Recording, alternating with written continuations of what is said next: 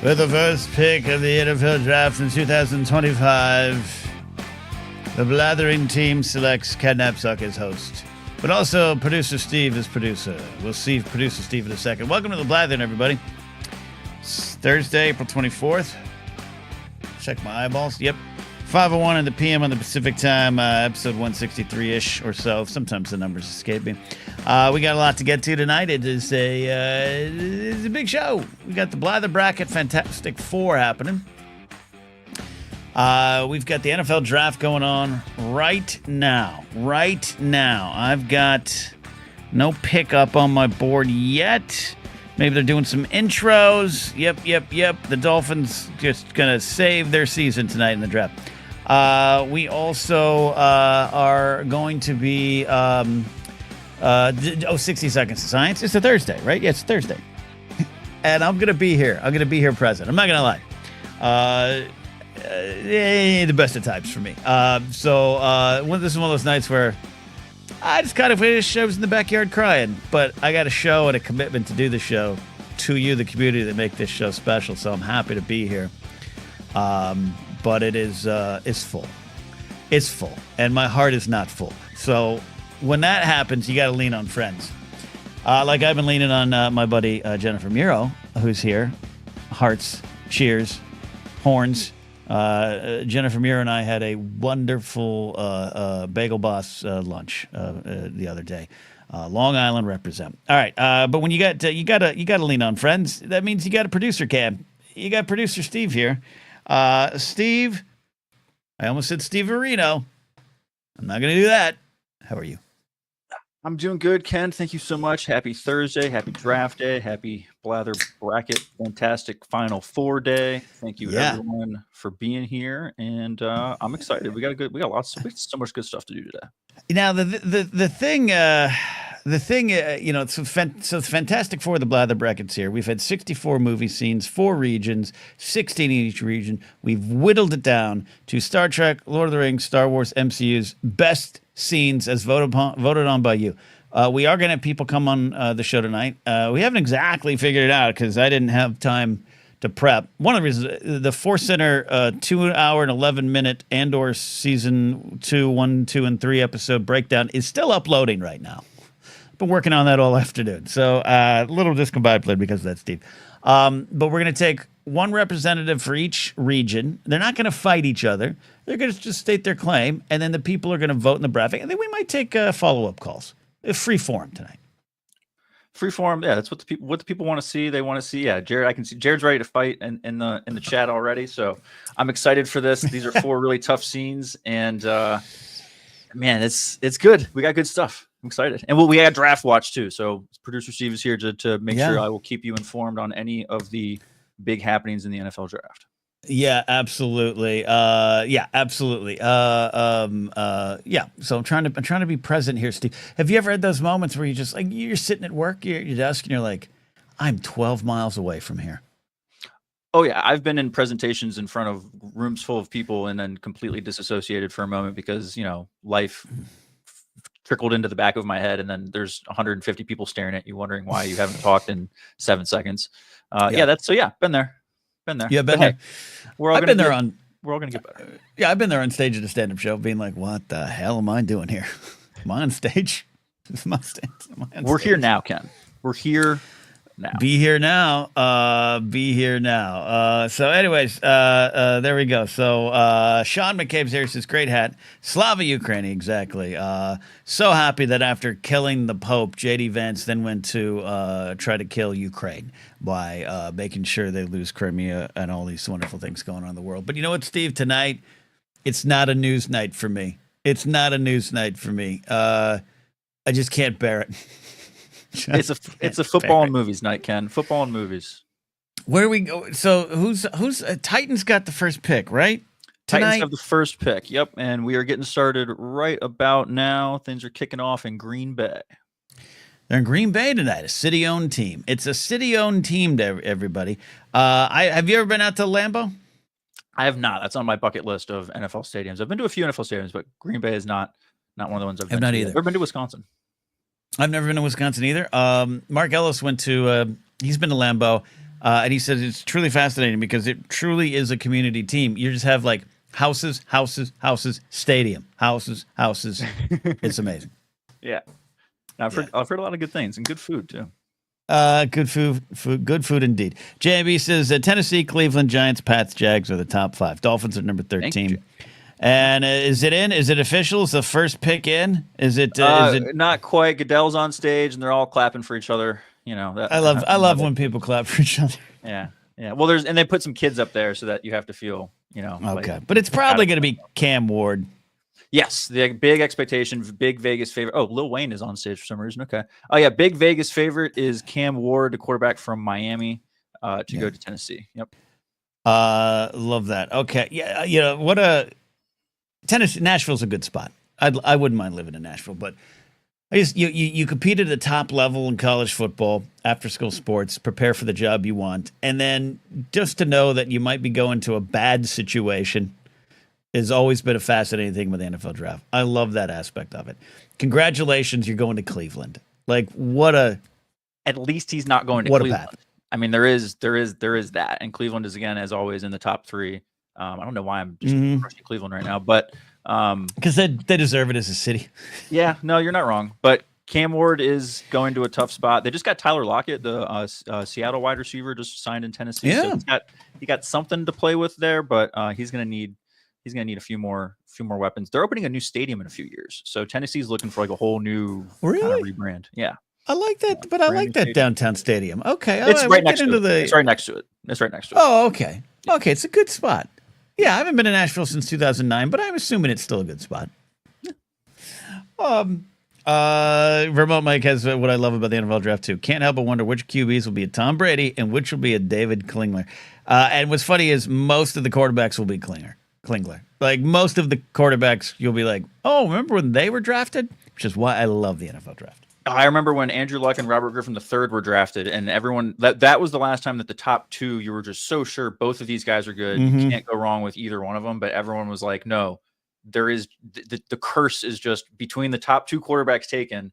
Most of the time, one of them doesn't work out, and that ended up happening. It's hard to see it every year, but the quarterback class isn't as good this year, so we'll see. Cam Ward, Sanders are the 2 big ones, so we'll see how long it takes before Sanders goes off the board. And if you're drafting Shador, you're drafting Dion, and I don't think a team wants that. You're drafting a lot. You're drafting a lot. He's good. There you go. Adam Knight's here from Nightfall Production. Can't wait to see half these guys trying to earn a roster spot in the CFL in 3 years. # Salty Canuck. I agree with that. Should we? I think we should get to a call. What do you think, Steve? I think maybe we should take our first call tonight because I want you all to call in. You know how to call in. You become a channel member here on YouTube or patreon.com/Ken place to support me there, but keep the channel going and all those good things that I say, but I really mean out of the bottom of my heart tonight. Should we do that? Yay or nay? Call. You ready? I'm always yay for bringing the people on and giving the people a voice, Ken. All right, I accidentally almost removed you. I get too much. All right, I'll tone it down. I'm sorry. I just wish I could. This has just been Woosah. A month. Woosah. A month. We're here. A month. We're here now. Yeah. Man. We're here. Yeah. Now. But speaking of here, Jared the TIE Pilot. No Game of Thrones tonight. I asked that we punt that to next week because we got a lot going on. We got 60 Seconds of Science. I'm not afraid of that bad news, Addy. Not afraid of bad news. Just regulating. But Jared the TIE Pilot's here, buddy. How are you doing? Not too bad, Ken. Enjoying your football fantasy things. Drafty thing. I'm a sports guy. I like sports. Yeah. But in all the sports I've ever watched, I have never cared about any off-season stuff. I understand that. What drives that, do you think? Because to me, like, what is it? Like probably 0.1% of these, number 1 picks or overall picks end up being, as the comment said, like a Tom Brady, where you just get this magic. Like, it's just a lot of pop and circumstance, and especially with things like baseball or hockey, you're not going on the starting lineup right away. You're going into a farm team. You're getting that, that AAA or AHL, roster there. Like, I agree with that. Remember when I think they still try to do it, but the MLB Network, especially like when they launched, like 2010 range, were like, we're going to turn the Major League Baseball draft into the NFL draft, and there were some big names, that were coming up, that were going to be drafted. Got it. But for every Mike Trout and Steven Strasburg and Derek Jeter, there's Joe Schmoogly, who will never go higher than rookie ball and will be a UPS delivery supervisor. God bless him. And then 2 years, and it just could not catch on. And I think that they still might try it, but it is. I'm with you on that end. It is not glamorous. It's different. What then, in your opinion, what made? Is it just a marketing thing? Like, what made the NFL draft the must watch? Because NHL tries it a little bit too, but it's like it's nobody has it like the NFL. No one does it. And correct, Cooper. It is Joseph Smoogley Jr. It's exactly what you talked about. You look at the Commanders last year. Jaden Daniels changed that franchise, along with many other factors, yes, but he changed that franchise overnight. And I think it is the hope of a new tomorrow. And, I think it was Troy Aikman that said, forget dynasties. The season ends, you're on the same footing as other teams. I don't care how much greatness is on your roster. You're all 0-0, and in football, any given Sunday. And so I think there's that magic of this person, Jeff George, is going to change the face of the Indianapolis Colts. And he did not. But there's always the possibility. And I think that's what it is. The NFL has also done the best job at presenting the draft and that aspect of the offseason. The NBA does the drama and the intrigue and a little bit of like the free agency at the deadline at midnight, kind of in the middle of the summer thing, but best. But the NFL does the best at the gravitas of the draft, the presentation, the special, the combine leading up to it. Boomer Esiason, the 10 notes chime, do. I don't want to get sued. That thing, right? So that's what the NFL does such a good job to make the draft, I think, really special compared to the others. Yeah. Vermont Mike says it's exposure to the college game that makes the draft watchable. No one watches college baseball or hockey. That is truth. Will McClain says the same thing. More people know the players coming out of college, which I still find, I personally still do not watch college sports because why do I want to watch kids studying for their careers? But I get it. It is popular. I'm in the small minority on that. So I think that's it. I think we should put drafts in other places of life, though. I think there should be a comedy draft. I think SNL should have a cast draft and just the top improv and sketch and stand-ups around the world go into a draft board, and we take cameras into the rooms and we just watch careers be made and hearts be broken live on camera. Let's do that. It'll sell. You get a fun sponsor like High Noon or White Claw. Done. Or what I'm drinking still tonight, the Malibu prepackaged cocktail. Done. Yeah. Okay. Yeah. Anyways, I accidentally got hammered last night. It was wonderful. I went for a walk to down by the LA River in the equestrian area of Studio City by Disney, and I'm not going to out him, but one of my friends for my birthday was like, got something for you. And he poured just a massive amount of rum and Diet Coke into a plastic container to make it look like it was carrying water. This, mind you, was 9:30 at night around the LA River. I could have been attacked by a coyote, some kind of boar, some kind of human. And by the time I got home safely, I want to point out, but wasn't irresponsible. But by the time I got taken home, I kind of couldn't stand straight, and boys, I needed it. I needed it, Jared. I needed it. Sometimes you do, bro. You just trust me. I haven't really drank in probably 10 years, but every once in a while, it's just you know what? Yeah, we're gonna finish that bottle of scotch tonight. It was one of those nights. I don't want to get to any specific question you have, Jared, but Steve, as a father of a human, yes. Do you ever have? I don't know if do you drink still? I haven't had that conversation with you. Well, I mean, aside from the beer breaks, I'm currently drinking a Jameson out of my Star Wars glass. It's okay, Ken. It's been a rough day, big guy. We're all good, but I got you. I'm having some Jameson right now out of my Star Wars glass that I got at Celebration 2019. It's been a bad month. It's okay.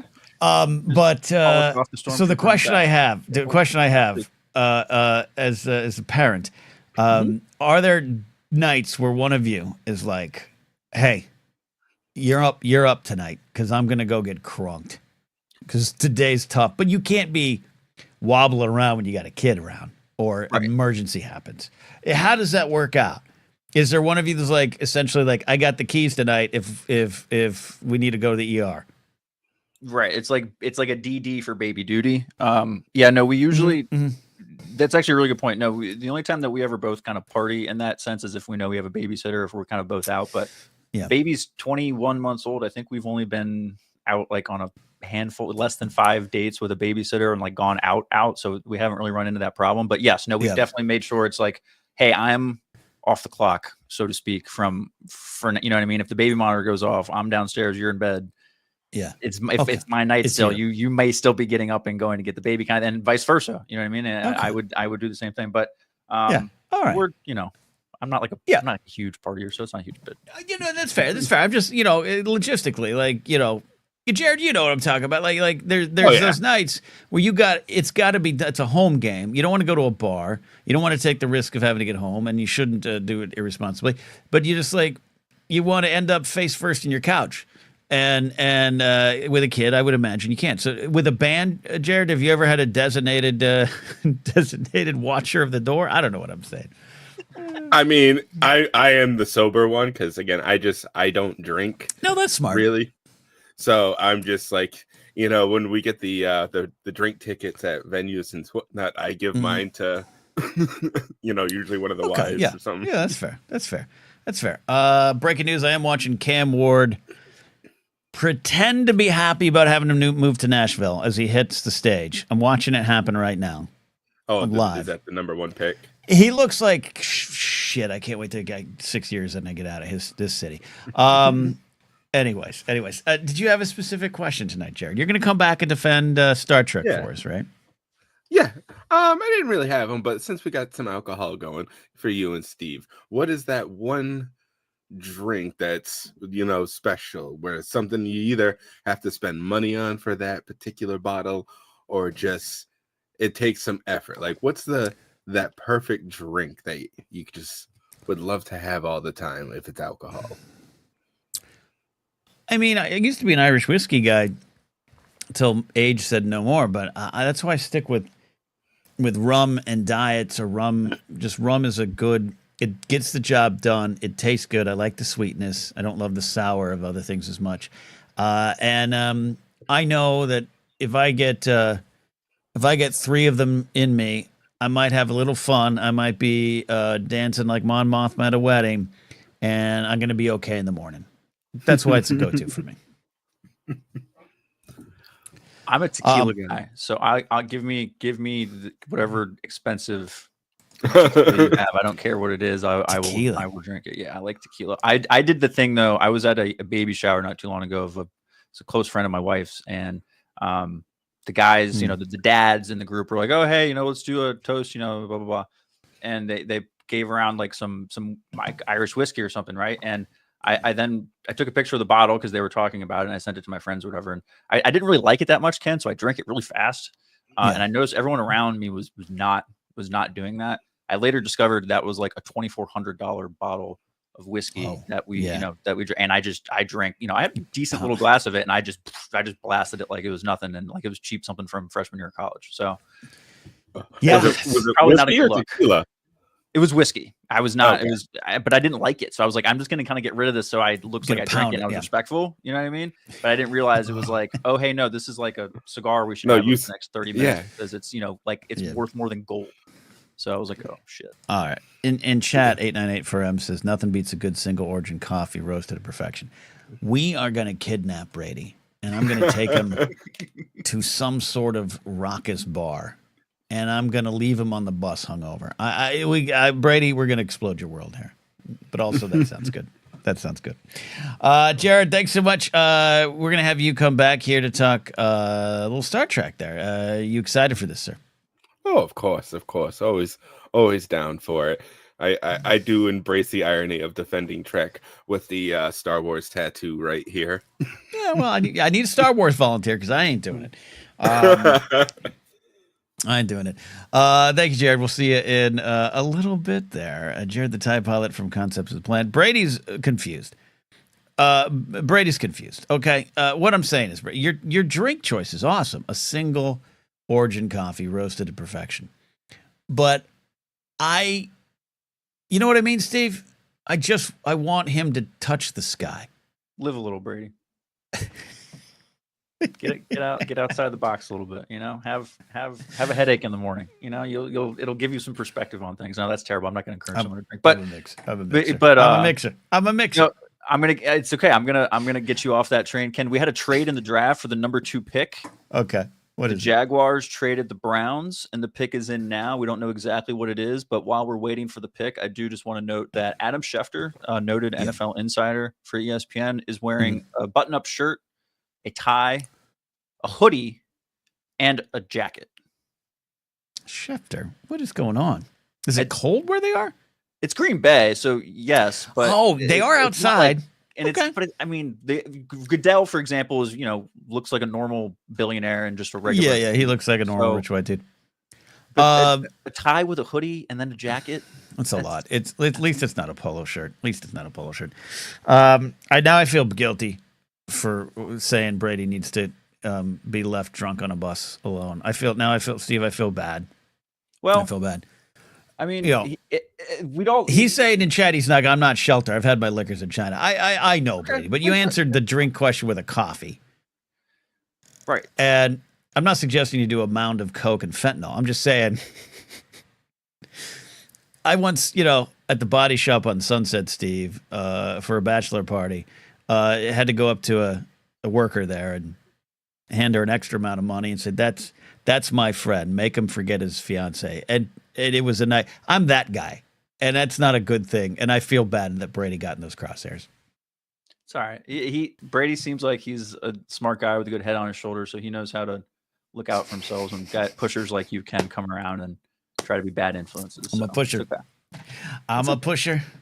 I'm a joker. Okay. There you go. All right. We're 60 seconds of science is coming up here in about 7 minutes. I'm starting to get a headache already. Oh no. I drank. Sorry. I didn't intend to drink that much last night, and here I am drinking now. I think I'm also going to get a McFlurry after that. Steve, do you have? Sorry, I'm really leaning on you tonight, Steve. You're my crutch tonight. I'm here for I apologize. Have you ever had what's that one thing that you're like, I'm close to jumping off this cliff, but if I have a McFlurry, it saves me. Do you have that food item? Well, yes, it's changed as I've gotten older. When I was a volatile young man in college, it was 2 number 1s at Taco Bell, which is a total of 6 tacos with a nachos and cheese and a large Baja Blast. Man, the Baja Blast. That is a GoldenEye standard. Standard. I can only put down half that now, though. I can only do the 3 tacos, just the regular number 1. But that was the old go-to. Yeah. Yes. And JMB says yes to mound of Coke and fentanyl. What flavor McFlurry? Ranger Donald asks what flavor McFlurry. I go straight up an M&M, and if they got something special, I'll try to get to it.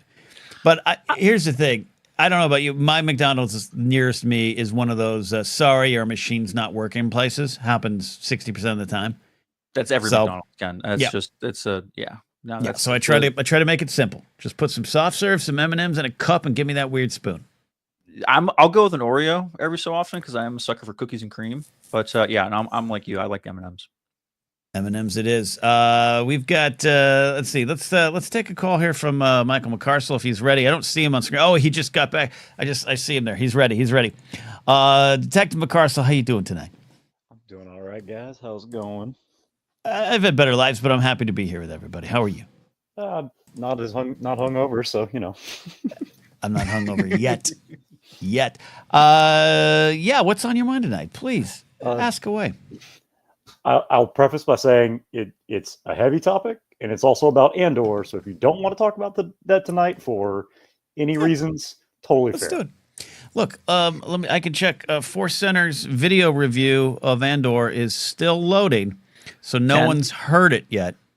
As your friend, I'm Well- looking out for you. Or you want to go heavy? You're sure, right? Yeah, let's do it. Let's do it. Okay. You know, I'll 18 minutes left. 18 minutes left on the episode to load. I know the podcast version is up, but all right.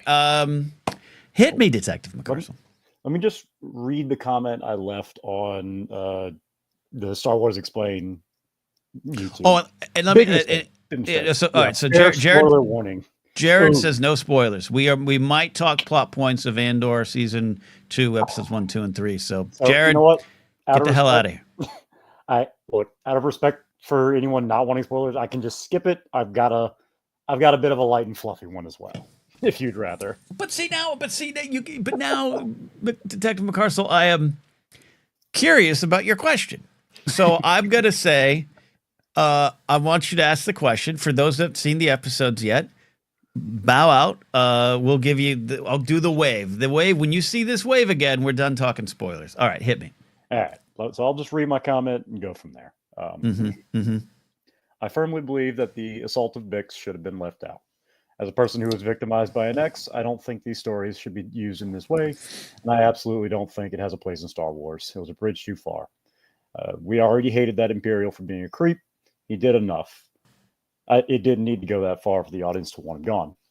That aside, the show lives up to the bar it is set, and I can't wait to see the rest. I'll unfortunately have to watch one episode per night after this week because I don't have time. So, yeah, understandably, because it's YouTube, the responses were horrendous. Yes. Horrendous. One person Yes. did give a well thought out, like, I'm sorry you had to suffer. And Yep. I think it's just another way that they're showing the awfulness of the Empire. Fair. One person was like, I disagree. Shrug emoji. Very, very compelling argument. One person just flat out said, I don't care about your trauma. There's that. God. And then one other person was like, it's not good enough for him to just be creepy. All right. So Yeah. all that aside, I stand by what I said. And I think that this is the furthest and the biggest example of it's a show for Star Wars fans who are embarrassed to be Star Wars fans. It feels like the worst parts of Game of Thrones to me. Like what happened to Sansa. I don't like the use of assault as character development. Right. Bix had already gone through enough in the previous season. She was tortured in one of the most creatively horrific ways possible. Yeah. And still dealing with it. Yeah. And I don't think it was necessary to put that in Star Wars, and call me childish, but I do still stand by the Star Wars should be accessible to younger audiences. And maybe not everything's going to be accessible to a 5-year-old. I wouldn't show Revenge of the Sith to a 5-year-old because it's just right. But the 10 to 12 audience, that's pretty beyond that audience. And I like I said, it shook me. I almost turned it off. I genuinely almost turned off the episode after that. Right. It's not something I would ever expect to see in Star Wars. And again, I don't think it should be there. And maybe you and Joseph cover it. I at least started the podcast before you went live. So I know it's just you and Joseph, and y'all off the bat are like, hey, Jen's not here today. So caveats. We go into it. Go from there. Yeah. Yeah. We go into it. We spent about 20 minutes on it. So to save my answer for there, the first thing we say there, and I'll say here, is nothing I say is declarative, and we acknowledge moments in pop culture discussion where we, Joseph and I, and others, maybe need to sit back and just let others speak first. So everything you've said is right. Everything is right, not just for you, but it's right from your perspective. In the Force Center Discord, there was a lot of that. And I think there's a conversation to be had about the brand and what they might need to let us know. Yeah. I also stand by artists not owing us our comfort. It's big with me. So I don't always enjoy trigger warnings. I don't think I sometimes have to not lie about that truth to me, where I have a little bit of an eye roll with it. But also as a brand, that's a different conversation than the artist, right? Yeah. Lady Gaga, sexual assault survivor, has a lot of content about that, a lot of songs about that. Yeah. But I kind of expect that. I don't expect that in Star Wars. And it left a weird feeling in my stomach that I've sat with for a bit. How do I think it had a place, and I think it was used with good intentions, as weird as that seems from Gilroy and Adria Arjona. Yeah. But that doesn't mean it's right. You mentioned Game of Thrones. There's been a lot of times on that show where it was wrong, right? Yeah. And we feel it. And there's other times where I'm like, okay, I got it. But just I know the viewing audiences generally have wanted to move past some of that stuff, and I think that was the general feeling this time around. But then the final thing for me, going back to House of the Dragon season 1, episode 1, which wasn't a sexual assault, it was a violent death during birth that many felt was too graphic. Again, that is the right answer. Just like for you, this is the right answer. So with that House of the Dragon thing, it was the right answer. I did feel the show approached it, House of the Dragon, in a way that they were like, we are intentionally doing something and speaking to the audience that needs to hear it, which is brutal young men.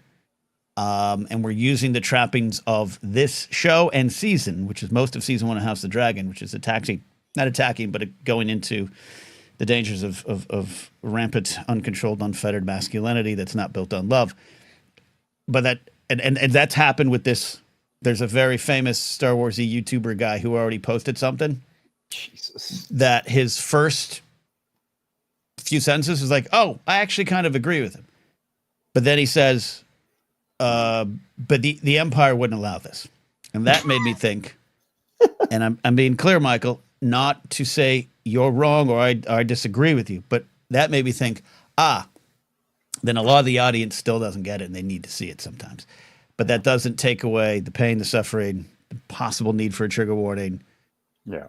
And remember, Gilroy said there's no notes.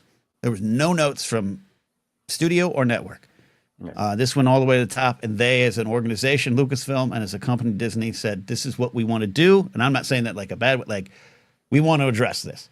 They made an artistic choice that might have been wrong, and that's kind of where I'm at with it. But you saw on Force Center, the Discord, the comments are in the thousands. God. I haven't hopped in the Force. I mean, I'm technically it, but I have not. Discords get overwhelming for me if there's too many people. It just is. Yeah. And so I say this with all. We go into a Force Center. We try to I'm even saying maybe more than I would say on there because we want to be again protective of the Force Center brand in that way of everyone comes to us to expect a certain kind of discourse and discussion that we like to deliver on. But it is difficult, and I think Joseph said some wonderful stuff as he always does. But it's difficult, and at best, we are on a show that has to talk about it and wants to talk about it. But in our real lives, we're going to pull. We would pull back because I cited the example of Book of Boba Fett when the Tusken tribe was wiped out. Yeah. The amount of people who were really, really upset in an understandable way about that trope being used. This is what happens to indigenous people, this, that. And then you had another part of the conversation, which was, hi, I am an indigenous person. My grandma, was part of this tribe. We're glad this was shown. We're glad that this was presented. And both are right. And my job's to sit in the middle and listen. Listen to you. For sure. And listen to the others. What was your light and fluffy question? Childhood cartoons. I'm doing another rewatch of one of my favorites. So, of yours, because you were a couple of years ahead of me. So you were on Transformers, G.I. Joe, and the like when they were first coming out. So, of those cartoons, which one was the one that was at the top for you? Oh, cartoon wise. Robotech, but I'll taking that out for one season. It was GI Joe. I didn't miss GI Joe. I was all in on that. Saturday mornings was Muppet Babies. Like Muppet Babies may still be the greatest show of all time. I don't know. I have to see. I would definitely have to rewatch it because Sorry. Oh yeah, sorry. Once. Oh, whoop. Sorry. Spoiler free. Spoiler free. What are your? Excuse me. What's your favorite? It's if which cameras. So it's going to be Batman the Animated Series. See, I never saw it. I was by the time I started watching it, the show was technically coming up to the end. But I grew up. But when I was a kid, there were VHS collections of sporadic episodes. So usually it was either there's a tape with just 2 Joker episodes, 2 Scarecrow episodes, etc. Yes. And so I had those growing up, and that was a big part of that was fundamental to my nerddom. And and it is a massive cliche, but even when I'm reading the comics to this day, that's what they sound like. Those are your voices. Yeah, I love that. I love that. It's like Pablo Hidalgo of Lucasfilm once said, he's like, I'm not worried about, he was addressing Alden Ehrenreich as Solo, and people are like, can he live up to Harrison Ford? He's like, I'm not worried about that. My Han Solo is Perry King, who did the voice on the audio drama. That's what I listened to more growing up. That's my Solo. So that's incredible. I love that. All right, Detective McCarcel, thanks for the question, Thoughtful. I hope I don't want to rant, and I'm trying to handle it with precision and care that is impossible on the internet. No, I appreciate the level-headedness that both you and Joseph and Jen all bring to these conversations. Thank you. Yeah, we try. It's why a lot of us tune in the Force Center. Yeah, but we I think spend about 20 minutes on it. Yeah. So, and also if you do need someone to defend Star Wars later, I don't know what the matchup is, so okay, I'll be around. All right, stick around. Detective McCarcel, everybody. I'm gonna get him back on the show for some Star Wars discussion. All right, there you go, Steve. That wasn't bad. I'm not drunk, right? No, I was muted. Bad producer. Yeah, you were fine. I think you did fine. Yeah. Okay. Yeah. Okay. Cool. All right. Laserbolt says nothing beats Sigmund and the Sea Monsters. That shit scared the hell out of me. Check on the NFL draft, and we'll do 60 seconds of science. Dolphins not up yet. We're in the 4th pick. Any other trades? Nothing. Yeah, I don't think there's been any trades yet. We have had 4 picks. Pick number 1, Cam Ward, went to the Titans. Travis Hunter, the Heisman Trophy winner, went to the Jaguars, who traded with the Browns. They traded 2 and 5. Okay. Number 3 was the Giants. They picked Abdul Carter from Penn State. And at number 4, Will Campbell, the tackle from LSU, went to the Patriots. Oh, that was I was reading a mock draft today, and they had that. Wow, a mock draft got it right. Okay. All right. There you go. There we go. All right, let's do this, Steve. Let's do 60 seconds of science. We need a theme song. I need to play a theme song. Dr. Addie's here. Professor Addie, the resident professor of Smart Things, is here. How you doing, Addie? Oh, I am here, Ken. Although I don't know that I've ever been as drunk as you say you were last night. Okay. Why? I don't enjoy being drunk. Why? I'm serious. It's a sincere question. I want to know why. No wrong answer. This is your journey. I think it is rooted in my anxiety. Mm-hmm. In that I don't like the feeling of things coming out of my mouth and I can't stop them. Oh, it's the greatest feeling in the world, especially when you do it live on the internet. It's the greatest anxiety in the world. It's called freedom. Now that's not to say I haven't. This country, it's freedom, Addie. I haven't had fun. I have drank absinthe before, so like I have had fun experiences, but I have never been drunk. All right, look, that's the right thing, and if Brady, drinking his tea and coffee on a bus, and we're gonna get. That's the right way. That's the right way. Just curious. I don't drink that much. I really don't. This month, yes. But that is the danger, is what you talk about. Addie, I love that feeling of that moment in my head where I'm like, say it, don't say it, say it. You said it. It's. I just feel free. Just feel free. And I envy that for you, Ken, quite frankly. Thank you.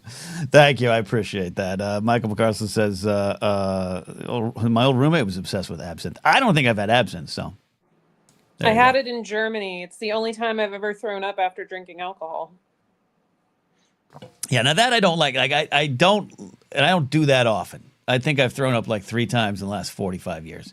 But it's the brain fog. And the next day, the older you get, your body's like, this isn't good.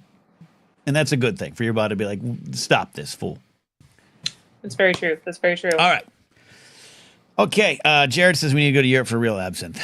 That sounds like a plan. That's what I had, Jared.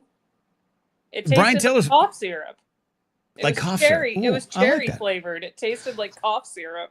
I like cough syrup. I know that's weird to say. I swig it straight from the bottle. I don't know what it is. It is weird. I stand by the weirdness. Shall we science? Let's science. Brian Tiller's watching with a glass of wine, and that means it's time for 60 seconds of science with Dr. Addie. Take us away. All right, Ken, here we go. China is sharing moon rocks brought back in 2020 with investigators from 7 universities around the globe, including 2 U.S. universities. I think it's important to note that Chinese researchers are denied access to NASA's moon rocks through an act of Congress. The NIH has mostly, if not entirely, killed the Women's Health Initiative, a 3-decade-long study that has greatly influenced healthcare for women. For many decades, women have been excluded from most health-related studies, making symptoms and care harder. Scientists have created a new color that is technically invisible to the naked eye. Scientists use a laser to trick the eye into seeing an intense teal color called olo. The Trump administration is targeting scientific journals, accusing them of publishing partisan viewpoints. Budget plans also look likely to kill 2 prominent CDC journals. And finally, we saved the sea turtles. A study released a week ago shows that sea turtles are recovering globally thanks to declining threats to more than 48 species. While still considered endangered, it is a great step in the right direction. And that is 60-ish seconds of science. Ken, where would you like to go? Let's go to the sea turtles first here. This is what happens when people come together and we work on things and we do things. We save things. This is good. Yeah. It's good news. I picked that one to end on purpose because I wanted to save the best for last, man. I like turtles. Yes, this is amazing. How do you know how long of a process this was to get to their saved point? So I should say their saved might be hyperbole. Oh, okay. But on my part, bad journalist, not a journalist. It's fine. No, you're good. This is the first report on where did I see this? Is the first report in like 10 years on the status of the sea turtles. And basically they measured the impacts of different threats such as hunting, pollution, coastal development, and climate change. And in more than half the areas that are studied, they're declining overall. It does vary species to species and region to region. For example, turtles in the Atlantic are more likely to recover than turtles in the Pacific waters. Leatherback turtles are not faring as well as other types of turtles. But generally, one of the main things that happened is they ended commercial harvesting and allowed them time to rebound in the coastal waters off of Mexico and the U.S. So, like, it's illegal to hunt sea turtles now. Yeah. And they've been given time for the species to rebound as a result of that. And so, yeah, we're doing something good. I like that. That's a win. That's a win. We like wins around these parts there. What color of blue was that in the story about Ula, the dancer? It's a color, they say it's like a peacock blue or a teal. It's not actually, from what I understand, it's out it's not part of the visible spectrum. So our eyes have evolved to see the visible spectrum of light. That's Right. color. That's what we can perceive. This is, they're using a laser to activate certain parts of your retina, and you see this really intense bluish green hue outside of the natural range of colors that can be seen by humans. See, that sounds scary. That sounds like, you know what it sounds scary? We use 10% of our brains or whatever. It sounds like we're accessing the rest of the 90% here, and that now there's new colors because of it. That's wonderful and frightening all at the same time. It's that John Travolta movie, Phenomenon. Is that the one? I don't know, but that's the one where he's really smart and he like learns Yeah. how to speak Portuguese in like 5 minutes. yeah. But it turns, it's tragic. But But he actually has like a brain tumor. Yeah. there it is. That's the one. But like, that's the whole, if we use the full brain, we'd be unstoppable. The fact that if pressed, there's another color in there is freaky and wonderful at the same time. I quite personally, I'm like, I admittedly haven't read this whole story, but my first thought was, okay, but what's the point? Like, you're gonna make me see a color that doesn't actually exist. That's a fair question. And Brady says, there's lots of colors we can't see. But you know how you can see them, Brady? Getting hammered on a bus. You start seeing things you never dreamed of. So there you go. But yeah, to the point of why? I think it's fair to ask why, Addie. I think it's fair. Like what is the, I guess what is the ultimate goal of this? I don't know. I don't know. We're all trying to become, at some point, DARPA grabs a hold of this and turns into a weapon. Or they created it as a weapon, and we know it another way. Clockwork Orange? Is that where we're going? Like, I don't know. Yeah. A lot of people suggesting acid in chat as well, and yes, that is possible. That is something I haven't done, so we'll leave that to Jared. Okay, cool. That's some good science. Colors and turtles. I like those wins. The rest of the stuff, Colors, turtles, moon rocks. Oh, moon rocks. So what? So we don't share rocks. We don't share rocks with China. Oh boy, yeah. Is that part of the trade war too? I don't think it's part of the trade war. I think this act of Congress predates Trump by a lot. That's true. That's true. That makes sense.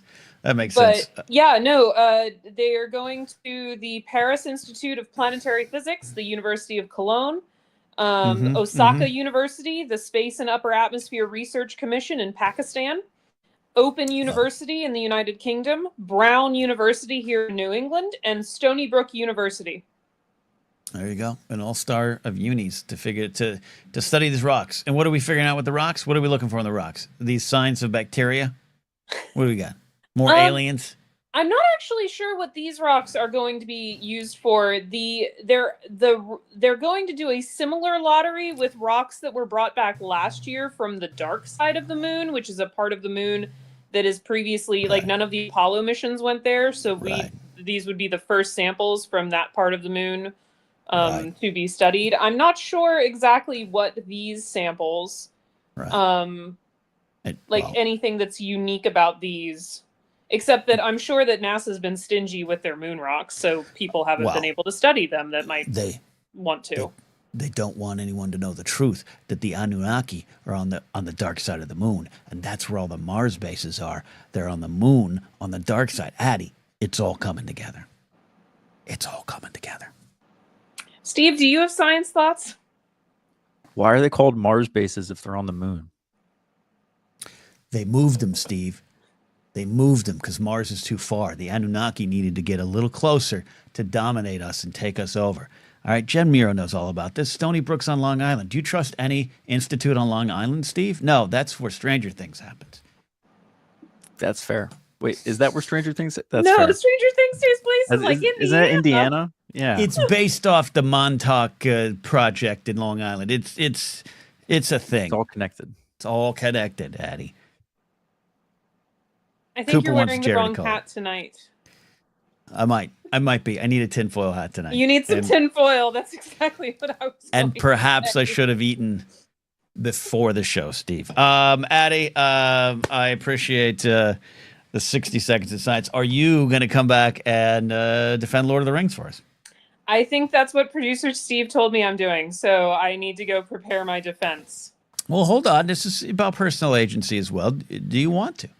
You're being drafted like the theme tonight with the NFL, but you can choose to sit it out. It wouldn't have been my first choice, but I will do my best to defend it against the MCU. Remember, and again, it's we ain't fighting.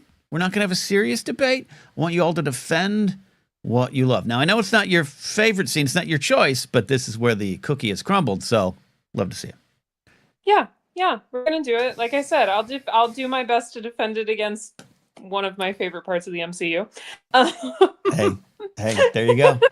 Sometimes that would happen on movie fights. You don't say it fast enough. You find yourself yelling against something you absolutely love. So, all right, Addie, thank you. We're gonna do that.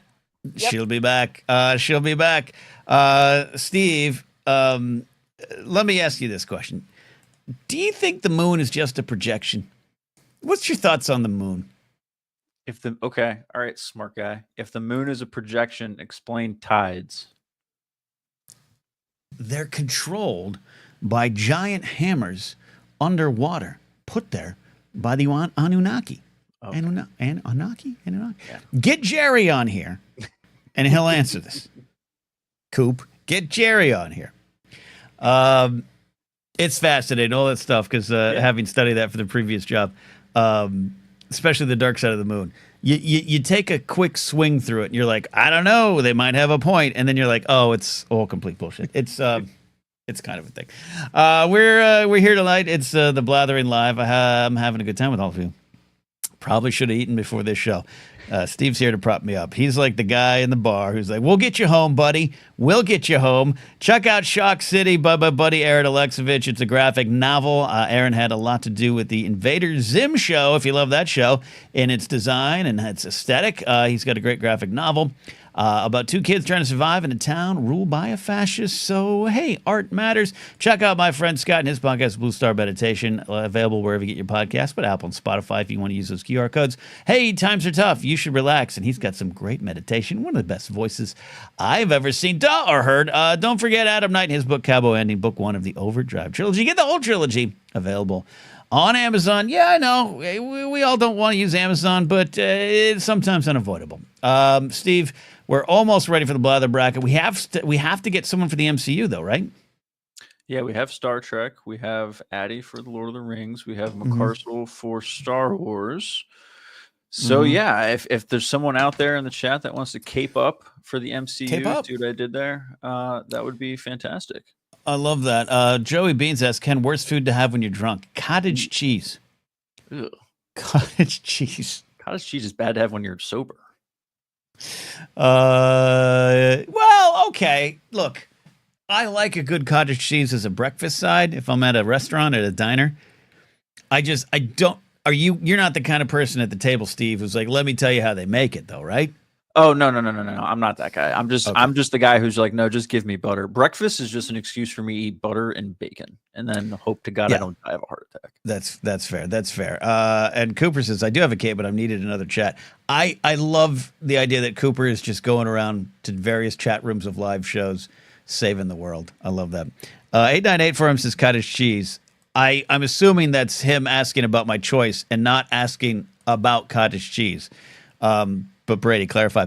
Osvetnik, Ethan says he can give the MCU a shot. All right. If you feel like you can. Feel like you want to. Jump in here. All right. Did I miss any super chats? No. Sean, thank you for those. Happy Thursday. Great hat. We got that. Penultimate. Love that. Sean says I did this because I could. Love you. Love you, Sean. Thank you for the very generous super chats. Yeah. Cheese that is made in a cottage. Yeah, that's what it is. That's how it's made. Just a sweet little Scandinavian cottage where they mush up all the cheese. No? I don't like cottage cheese, Ken. I'm not going there. I want to get to that in a second. But Brady says cottage cheese. It's Richard Milhouse Nixon ate it with ketchup. Okay. Okay. First of all, that is a good bad food that we're not going to defend here. I can't stand. I won't stand by that. Cottage cheese with ketchup. That is proof positive something's going on with Nixon wrong. But Steve, texture, taste, all the above. What is it? It's mostly texture. Texture and like how it. I don't know how it just lands. Just like okay, what am I putting on cottage cheese that I would just rather just have butter? I don't know. I just don't like it. It's a texture thing. Yeah. Okay. Just give me more butter. That's fair. I'm here. This is one of those nights. See, Tully and I are gonna get along so great in the old folks' home. Cottage cheese and pineapple, or cottage cheese and blueberries. It's a delightful treat, Steve. I'm not gonna make you eat it. You know, fruit does sound the most palatable, but Tully, what are you from the 40s? Cooper, get out of here. Go to another chat with that. I love that. Prunes, no. Pineapple cottage cheese, so good, so good. Pineapple on pizza, pineapple. It's a winner. Yeah. All right, what do you want to do, Steve? Should we start doing this? Should we get into this, or what? Should we check on the NFL draft? Yeah, I can give you a quick draft update. Since we last checked in, the Browns made their selection. They took Mason Graham, the defensive tackle from Michigan. The Raiders took Ashton Jeanty, the running back from Boise State. That's a big one to come off the board. He was a highly prized player. And then the most recent pick was number 7 from the Jets. They got an offensive tackle, Armand Membo from Missouri. The offensive linemen are the boring picks. Defensive linemen kind of boring picks, but they're needed. Dolphins don't have any of them. So Dolphins picking at number 13. So I'm sure by the end of the show, we'll probably get to the Dolphins. All right. Are we ready to blather bracket, Steve? Let's bracket. All right, everybody. We've been working for a bit now. This started in March because this is a March Madness thing, Steve. Yeah, we were 1 week behind March Madness, and now we're 2 or 3 weeks after the tournament's already over. But that's okay. We're going slower than they do. They do 2 rounds a week. Yeah, 2 rounds a week, but also, we're ahead of next year. That's right. We're so ahead. We're in back of us. You get what I'm saying.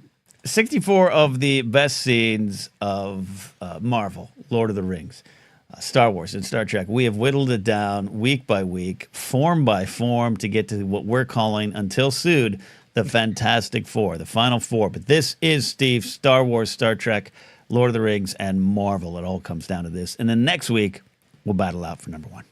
Exactly. We've got an exciting semifinal. The tournament itself was wild. We had 1s and 2 seeds go down early and all over the place. But we've got 4 great scenes here to finish things off. But I think people are gonna have some really tough decisions. So I'm absolutely. All right. So we have got. Where do you want to go, Steve? Star Wars, Star Trek. I need. What do we need? We still need our MCU in chat. Whereas Svetnik said he'd step up. Okay. Well, then maybe we should start with Star Wars and Star Trek, and that can give Svetnik a little bit of time to get in here. Okay. So Star Wars and Star Trek, and remember, this is not a versus. I mean, the scenes are, but the people talking here, we're having a bar conversation. So, Jared, don't do a hit of acid before you come on and do this. But we got Jared the TIE Pilot, Detective McCarsall. Are you both here and understanding and accepting the responsibilities? Let's do it. With great responsibility. Oh, wrong franchise. Sorry. Wrong one. Not representative. Well, half represented. And then we've got this. This is where we're going. Spock's death, which is the number 1 seed from Star Trek II, Wrath of Khan, versus I'm a Jedi like my father before me from Star Wars Episode 6, Return of the Jedi. See it again for the first time. A 5 seed, Steve. This is our lowest seeded scene in the Final Four here. Fantastic Four, excuse me. Yes, exactly. And this was a strong number 5 seed, but 5 seeds win tournaments all the time. But it is up against the number 1 seed from the Star Trek region. So it is going to be interesting to see how this shakes out in the voting. And really, you got to think Star Wars is the favorite here, just based on what we know about this community. So it'll be interesting to see what Jared says, to see if he can just really sway his, use his passion to sway folks into why the seminal moment of Star Trek beats out what is, maybe not the most famous moment in Star Wars. Yeah, absolutely. We're gonna get to. Let me drop the. Do we got the form to drop? Yep. In chat. So Steve's going to do that. By the way, once again, as always, please in chat, give us a round of applause for the one, the only producer, Steve, who has put this all together, including these neat, dare I say it, cute little graphics. They're cute little graphics that work so well for this there. So, all right. Let me clear this here. There is the form. I'll put it in both chats here as well. Okay. There you go. You guys can vote right there. So, on that note, are we ready, Jared the TIE Pilot? I am. And are we ready, Detective McCarcel, for Star Wars? I am. Okay. Steve, I didn't figure out this part. No time limit needed. We'll kind of keep an eye on the clock. So you got about 2-3 minutes just to kind of state a claim. Then maybe we'll have some questions back and forth. It's not we're not fighting about movies. We're not doing that. No trivia questions being answered. No championships being won. This is just passionate fan conversation. Also, Svetnik says this, don't vote until after the arguments. I think that's a great thing, Steve. Hear everyone out. I like that. Yeah, you're not fighting. This isn't debate. Think of this more like these are closing arguments. You know what I mean? In the court of blathering opinion. Yeah. And this is what you've been tasked with. That was a good one, Steve. Nice little sprinkle there. I think because they're the they're the Star Wars is a 5 seed, so I think maybe Star Trek gets the home field advantage and gets to go second. Detective Michael McCarcel, who's, as we always say, not really a detective. I just called him that one time and it stuck. Michael, what do you feel about this scene? What do you love about it? I am a father like my Jedi before me. I'm a Jedi like my. Hey, Ken, you know how you said you weren't drunk? I did lie. I think it is a testament to this scene, in my favorite Star Wars movie, that it beat out what many would probably consider the 2 more iconic scenes in the Binary Sunset and Luke, I'm Your Father. Okay. With all the hype around Empire, I know a lot of people will say that's the best Star Wars ever and worship at the altar of Empire. And don't get me wrong, love everything on Dagobah, but I think that is the climax of Luke's character arc in the entire original trilogy. Is that declaration right there, throwing down the lightsaber, will not fight the Emperor. He will not become what he wants him to become. Not going to give into it. Okay. All right. I like this. Any other final points? That's it for now. I'll hear what. Oh, I like this. I like this. All right, Jared, on your side, we have the death of everyone's favorite Vulcan, Spock. Star Trek II Wrath of Khan. Yeah. Actually, I kind of got a similar point that our good friend Detective Carcel has. That it is the ending of a journey that started in the 60s, and 20 years later, you see this friendship that has grown through 3 seasons and a couple movies now, and to see that sacrifice that Spock gives and the emotion that Kirk shows to him is just very powerful.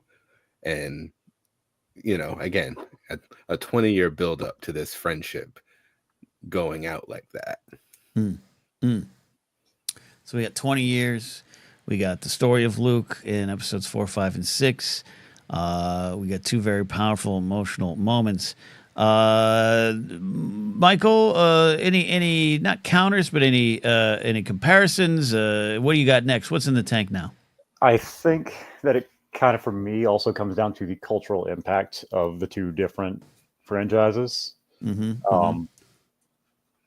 I think all in all, Star Wars has eclipsed Star Trek. I know it was, even when I was growing up, I remember hearing the Wars versus Trek arguments in the late 90s. But I think all in all, despite Trek predating Star Wars, I think Star Wars has surpassed it in overall cultural influence. Like, you go anywhere in the world, they're going to recognize Luke Skywalker and Darth Vader. I think the same cannot be said of Captain Kirk and Spock. So, and you're tying that to this scene in the sense of that this moment, this end of Luke's journey, essentially the end of Anakin's journey at this point in the story. And yep, the story goes on, the franchise goes on, whatever. We're dealing with this moment here. That you think this is part of what makes it so iconic, is this big lesson, this big moment, this final beat in their story. I do. Exactly. Okay, Jared, counter, additional information. You got 20 years of Spock and Kirk, and now we're crying at the death. What do you got?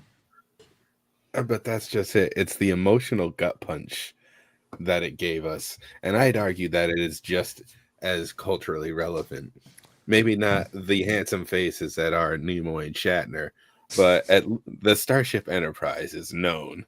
That is one iconic shape of a silhouette right there. But it's worldwide. Yeah. But again, it's just even going into them using the movie alone to just focus down onto the scene. Okay. The shot choice, the editing choices, the staying outside the radiation, never going into Spock's one very focused, isolating him. It's everything about that is cut together to really give the emotion of both just the 2-hour journey you were on, and really sells the sacrifice that Spock has too. Just going down there and not letting anything stop him, putting out Scotty with his neck pinch and just, I'm sorry, Bones with the neck pinch. And then side note, effing him up with the memories, but that's for movie 3. Right. And Vermont Mike says, let's forget Kirk's quivering upper lip. Laser bolt coming in for the Star Wars side. Luke chose the needs of the entire galaxy over himself. Okay. Good stuff. Steve, any thoughts here? We're going to open it up. Here's what I think we'll do, too. We'll take the Lord of the Ring and MCU discussion and then open forum. Anyone can jump in here, and then we'll hopefully people will vote for them. But Steve, any thoughts here? Yeah, I do have some thoughts. I appreciate what Detective McCarcel was saying about kind of what the cultural impact and things like that, and it just made me feel bad for Star Trek at the end of the day, because Star Trek is playing a road game. Let's not kid ourselves. Star Trek is playing a road game here. Okay. Jennifer has a lightsaber in her picture, and she's standing for Star Trek. Jared's a literal TIE pilot, and he's standing for Star Trek. Like, it's hard for Star Trek to feel like they have proper representation right now, and it's only too fitting for 2025. That was a PR problem.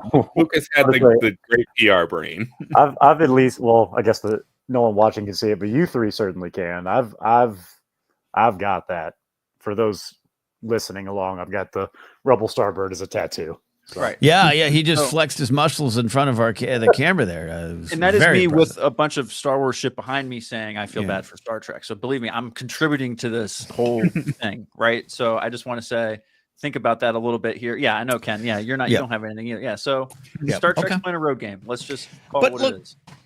Look, Star Trek's going into a lion's den here. I totally get that, which makes me respect it even more there. Okay.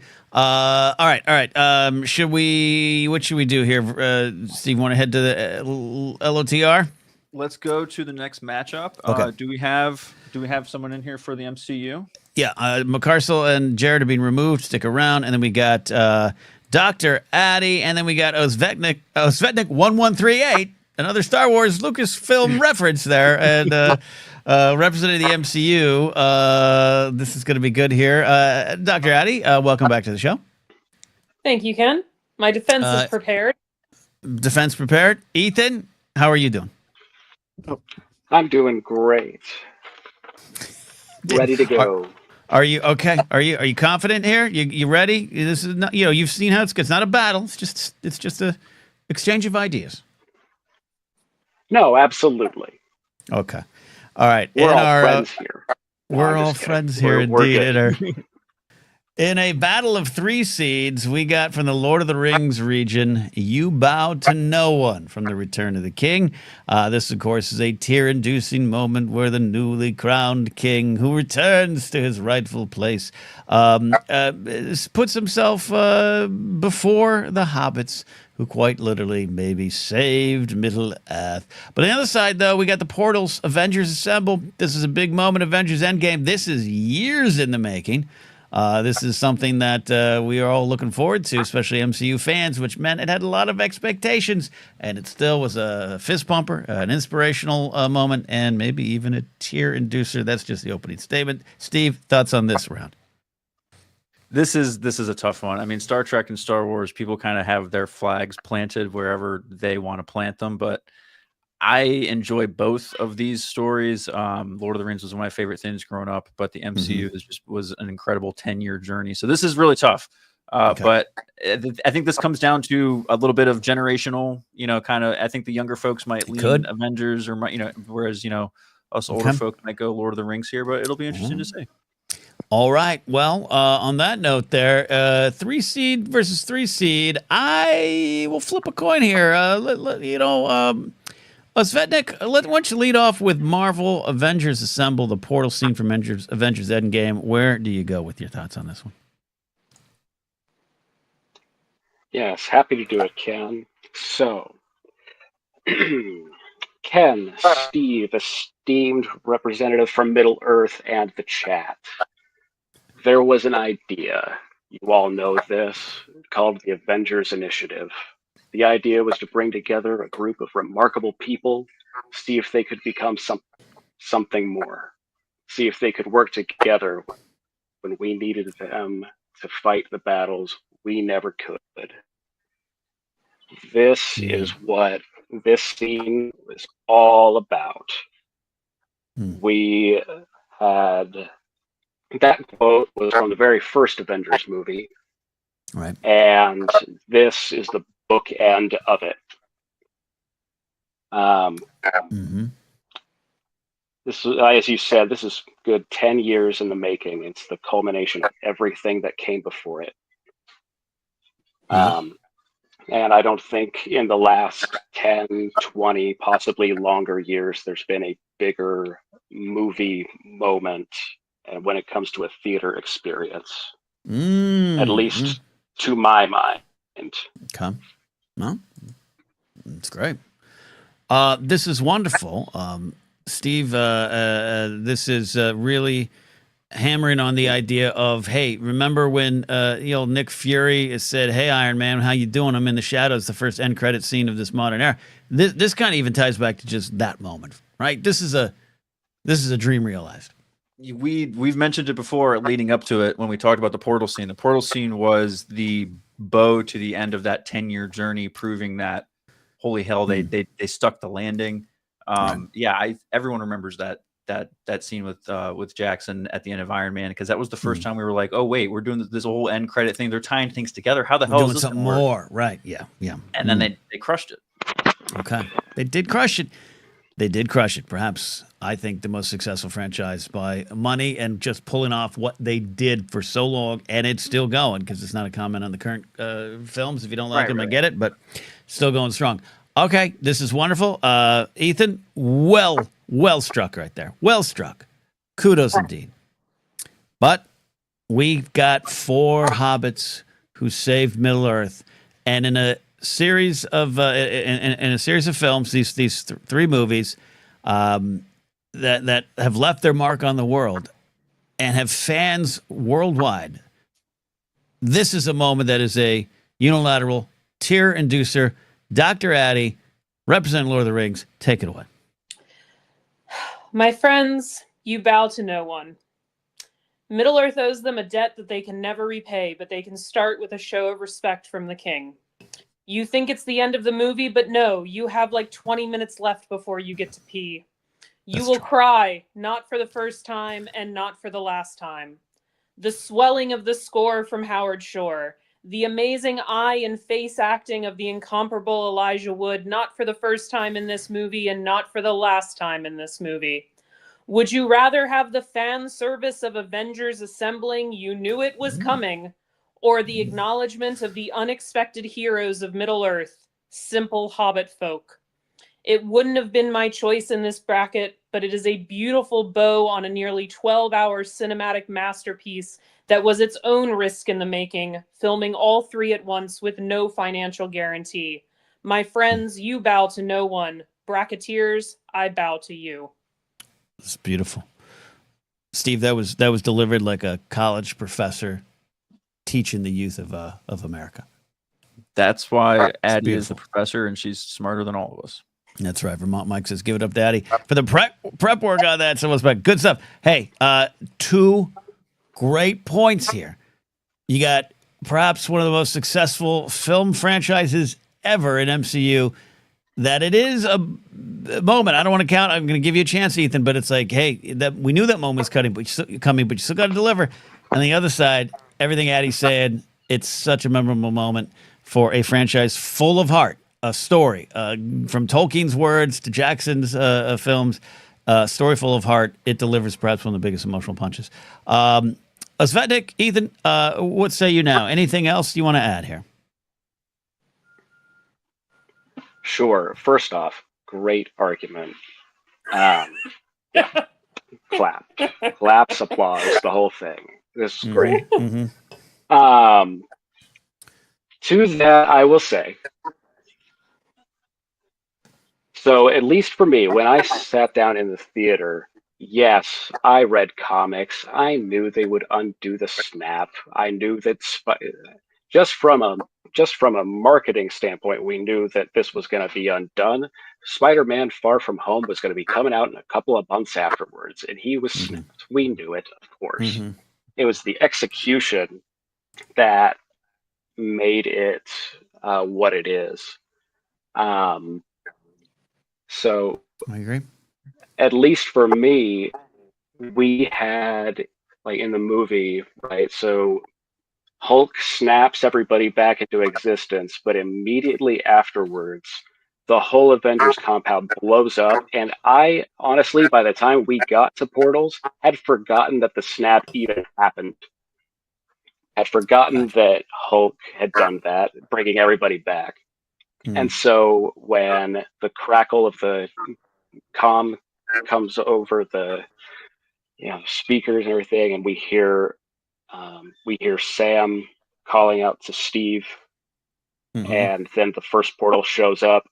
I was surprised, which and then opens up to everything else. And first one out the gate is T'Challa, who in the real world had recently passed, so that was particularly poignant.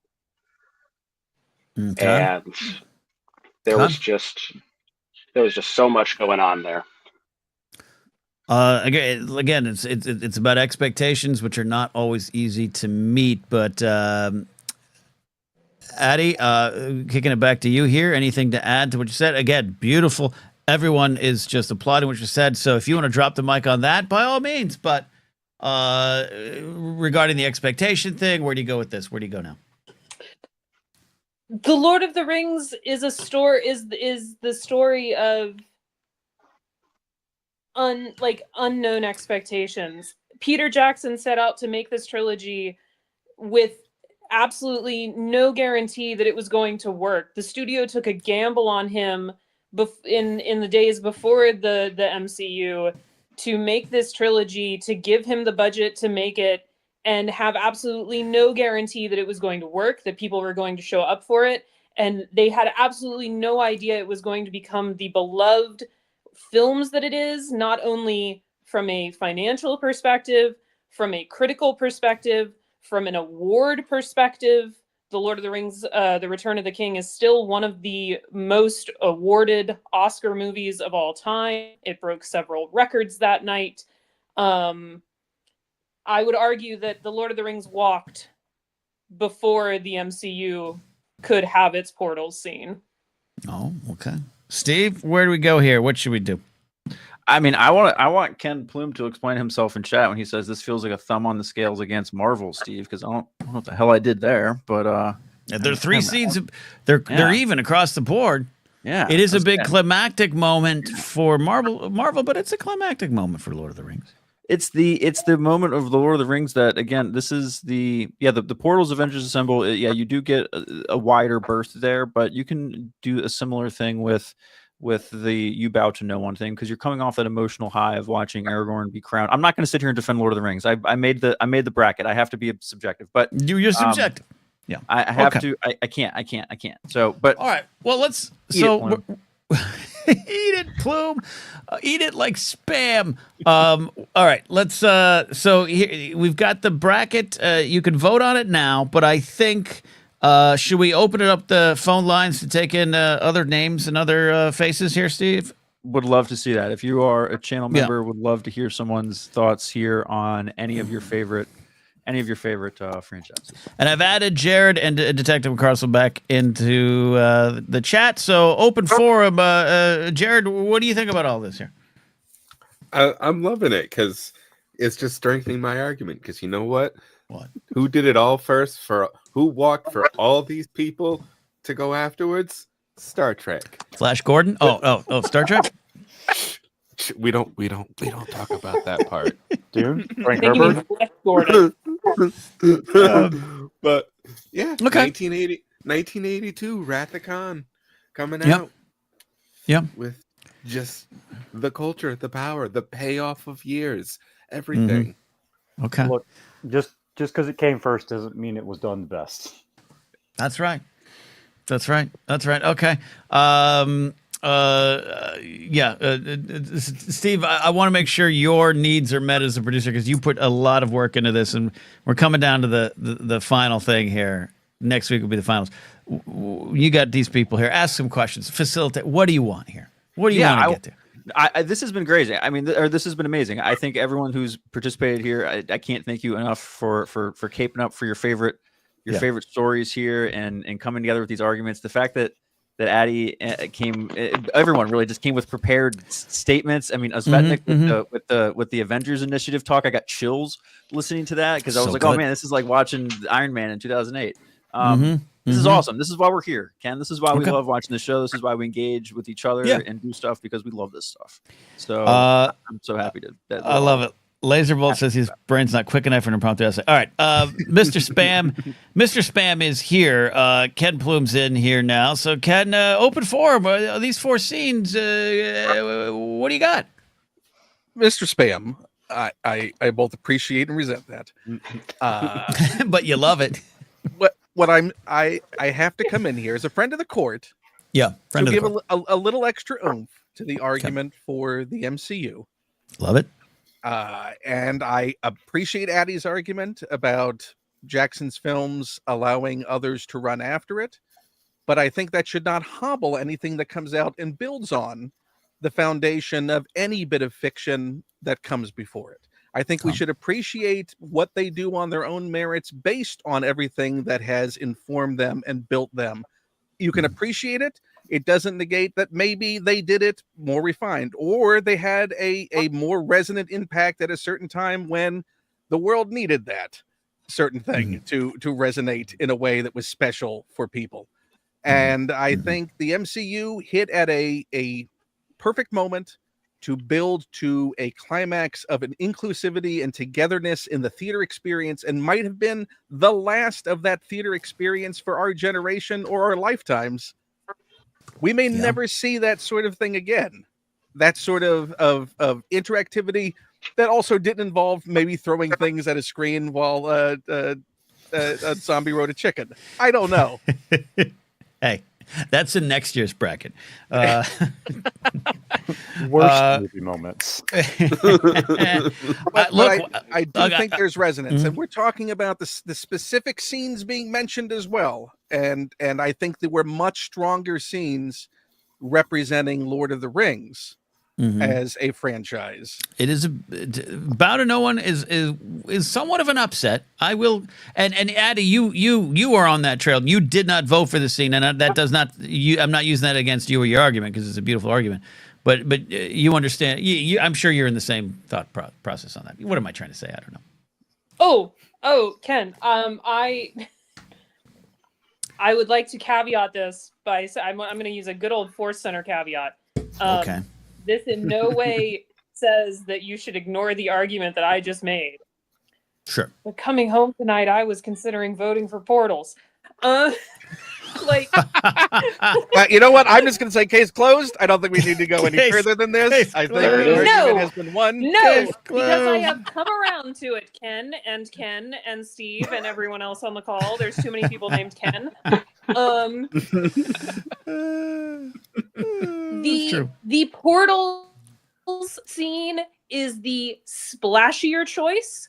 It is the obvious choice. It is the great big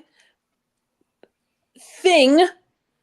You Bow to No One is quiet. It is reserved, but it is the emotional resonance of the scene that still works for me, and therefore I will be casting my vote for it. There you go. May I? Yes, Detective McCarcel. As I said last week about in defense of the Portals against I can't remember what it went up against now. The other Iron Man, I think it was. Yeah. The Battle for New York. Oh yeah, it was Battle for New York by that round. Yes. That's right. It was Battle of New York. The portal scene is emotionally relevant. If you want to go real micro to Cap, it rewarded his faith because just seconds prior, he was standing alone on that cliff, ready to face down Thanos and that entire army. Had no idea that backup was coming. He didn't know that he had an army seconds away. He was alone and he was ready to go down swinging to protect everyone. Cap's faith. Again, why it's my favorite moment in the MCU, period. Love that. Jared, the TIE pilot. Absolutely. I'm going to help Addie here. I'm going to help Addie here because You Bow to No One is so earned because Samwise Gamgee deserves every single flower. Samwise Gamgee is the reason victory was possible. Right. Take just on his back, getting up there, everything, and Literally. just to have the respect shown to him by all of that. It's just like that's not for Merry and Pippin. Yeah, they were fun, brave, all that stuff. Samwise effing Gamgee taking the salt the whole way. Love it. And to the point that was that Tully's point? No. Vermont Mike, sorry. Blue icons look the same to me in the chat. Vermont Mike's point. The hobbits did not have superpowers. They were the unexpected heroes of Middle-earth. No one, going back to the first movie, expected the hobbits to accomplish this goal. They didn't even expect them to volunteer. All of these superheroes, they're superheroes. This is their job. These hobbits would much rather be home, tending their gardens, drinking their ale, eating their 11sies. Like, I love that. This was not what they signed up for. I love that. I love that. And they get bowed to by everyone. I appreciate that it was not their job. But I will say superheroism or any kind of heroism is a choice. And I do not think that we should disregard power scaling when it comes to making the choice to do the heroic thing in any moment. Because you could say, okay, yes, but the superheroes are going up against a galactic villain with infinity gems. True. Yeah. So higher level. Sauron is an immortal spirit from hell. Absolutely. Yeah, Sauron's an angel. He's an eyeball. He's a flaming eyeball at the top of a tower. What I am trying to say, what's he gonna do? Is that plume as the floor. It's weird to be that heroism. The thing I think we should take that off the table and go. You know what? There was heroism on both sides of this. If we're analyzing the scene, it's what's the scene that was more resonant and the stronger scene of the two. I think the heroism theme is balanced for both of them. There was a heroism and also the heroism that was more the acknowledgement. This is like comparing it to the medal ceremony at the end of Star Wars. Oh, interesting. Okay. The heroism moment is Sam and Frodo on that hillside making that, they Which doing didn't the win, thing, right? Which didn't did win. not Amazing. win. Did not win. This is the epilogue moment of going, hey, Yeah. you know what? You did a great thing. You don't Good have for to bow. you. It's good, but hey, you know what? Here's all the flowers. Let's Love celebrate. it. Love it. All right, let's turn. I gotta Go ahead. I gotta Go. I gotta push back on one thing that we were going back and forth in chat. So they're telling me that Luke saved the entire galaxy with his moment, and Spock only saved the ship. No. Luke saved his dad. Because who destroyed the Death Star was the strike team on the surface, and Lando and Wedge. That's who won the day, my friend. Nine Num was also there. Thank you. Nine Num. Yeah, please recognize Nine Num. Yes, nope. Ah, Yes. deal with that. Thank Deal you with that. for Deal with correcting. that. Yeah. Okay. But yes, Okay. Spock Okay. saved the many. Luke saved the one. Love it. Love it. Love it. Love it. Okay. Let's Then turn. his dad still died. Dad still died. But all Kind of right, deserve that though. let's turn a little bit here to the Star Wars Star Trek battle. Plume, any thoughts on I am a Jedi like my father before me versus the death of Spock? I do think they resonate on the same sort of interpersonal level, and a very strong bond between those characters. Mhm. I do think for me, the more resonant of the two was probably the friendship angle of Spock and Kirk in that Mhm. moment. Mhm. Having had 15 years of journey since the show launched in 66 to get to that moment. I think that for me resonated and had a tighter as an adult resonance. Okay. As a kid watching Return of the Jedi in the theater, I loved Luke throwing away his lightsaber Yeah. and the Emperor, going all bitch. yeah. Jedi. Yeah. You're a Okay. jerk. Well, and Plume's an interesting case here because at the time I've known you here, Plume, in the last couple of years, I'd say your love and appreciation of Star Trek and Star Wars is pretty equal. You collect maybe more Star Wars toys, at least display them on Instagram, but you are pretty equal in your love of these franchises. Yes. I appreciate them both for what they represent, both the highs and the lows. There you go. I will allow Addy and Osvednik if you have any thoughts on the Star Trek versus Star Wars, because Jared and Michael weighed in on your categories there. So, Addy, any thoughts on the Star Wars one there and Star Trek? I admittedly only have seen Return of the Jedi, so I cannot. Hold on, I'm having what now? I What was haven't that? seen. I haven't seen any of the Star Trek motion pictures. I've only seen. God. Oh, that's okay. No. Can I I just know. say- I have not only seen the Star Wars movie. Jared said, okay. Can I just say, Okay. I'm sorry. that match. The look on your face, Ken. You were trying to process all of the other Star Yep. Wars conversations we have ever had. Yes. Yeah. Based That on was a the little. fact that I've only ever seen Return of the Jedi. Yeah.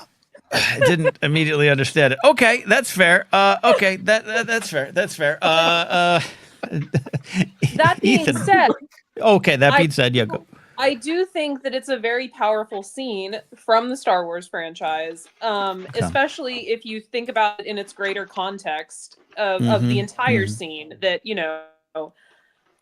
have failed, Your Highness. I am a Jedi, like your father before me, like my father before me. Now Sure. I'm drunk.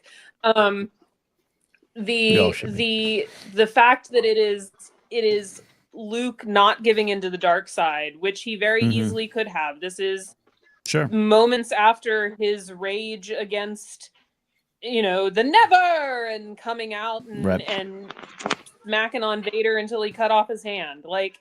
It is a powerful final resolve that Luke will not turn to the dark side. Luke will be the hero.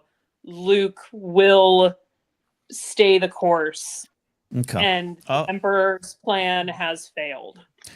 It has failed indeed. All right, But he so did let's just go. chop his dad down. He did. right He did. before He did that. hack on him. He So- did hack on him. You know, Again, just the they'd hair, all just the- they're all dead regardless of anything that happens in that throne room. If they stay up there arguing, doesn't matter. I mean, they're dead because it Thanks, happened a Nigel. long time ago. That's true. In a galaxy far, far. Osvetnik, 1138, Star Wars fan. Ethan, your thoughts on the Star Trek versus Star Wars battle? I wish that I could even things out for the Star Trek people, but it's Return of the Jedi for me. Just like it's been said before, this is the culmination of Luke's arc. He's in A New Hope. He wants to be like his father. In Empire, he has a dark night of the soul where he realizes exactly what his father is. And then in Return of the Jedi, he says that he is a Jedi like his father. And he has become like his father in that regard, and realized all of that. Love it. Yeah. Okay. And it's the climax of the whole. Sorry, it's the climax of the whole trilogy, in my opinion. Indeed, it is. All right, Steve, what are we feeling now? Has everyone stated their case, and we can make sure the poll is out there? Where are we at? I think the poll is out there. I will repost the poll here in the chat again for the folks that are watching, and we'll make sure we get the poll out there for everyone watching later on, and on whatever platform you are. I'll post it out there, and definitely on Blue Sky. So check it out there. Perfect. All right. There's the form, but yeah, no, I think people have done a great job of putting their cases out. These were some heated. Not heated, because they weren't heated debates. They were passionate pleas for the things that we love, and that's what we're all about here. Indeed. All right. I want to thank Jared. I want to thank Addie, Detective McCarsel, Osvetnik, Mr. Ken Plume. Thank you all for participating in this wonderful first Fantastic Four here on the Blather Bracket. Hell yeah. Thanks for having us, brother. All right. Thank you, Steve. Thank you, guys. Pleasure. I'm glad I won. Yes, thank you, Steve. Hopefully, we all did you proud. There you go. There you go. All right, I've dropped you all out, so if you're talking to the wind. All right, we got a couple calls left here. I want to hear from Sean. I want to hear from Brady. And then I did see, as everyone's pointed out, the Dolphins did draft defensive tackle. So there we go. Kenneth Grant, welcome to Miami. We need you on the inside there from Michigan. That's going to solve all of our problems, Steve. The Dolphins got a defensive lineman. All of the problems, and just a quick draft update here. I'm not going to go over every pick because people don't care that much. But the story here, Ken, is Shedeur Sanders. We're at pick number 14, and Shedeur Sanders has not been picked yet. He's not picked. As of now, Cam Ward is the only quarterback who has been selected. So Shedeur Sanders is still out there. Jackson Dart, great name for a quarterback, still out there. So yeah, we'll see how long Shedeur sits in the green room. There we go. All right, let's take some calls here, and then we're going to get on out of here. I'm starting to sober up, so it's the time I got to go. I want to hear from Sean McCabe, checking in here. Thanks for calling in, brother. Did you enjoy that there? Did you enjoy the fighting that took place here? It was a good time all around, man. That was a great Final Four bracket. I appreciate you saying that. And again, shout out to Steve for doing all the heavy lifting on this. I'm just up here smiling as people talk. What's on your mind tonight, Sean? Just kind of listening to the show and checking out how the bracket went. I mean, I've got my votes out in the ether there somewhere. But the thing that I love about just all four of those franchises overall, it's great for nerds and geeks and all that wonderfulness. Because at its heart, it's just about being a good person and doing the right thing. Yeah. All of it. And All of it.